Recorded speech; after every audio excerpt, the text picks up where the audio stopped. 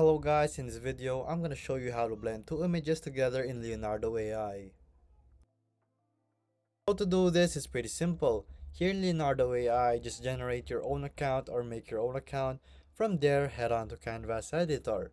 So in Canvas Editor, you can drag your images basically. So let's do this guy right here.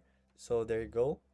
And then let's say we want to add my own image right here, so let's just remove that for a while and let's drag it right here.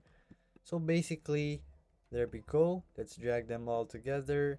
So basically what this does, it's gonna generatively fill your own type of image. So there you go.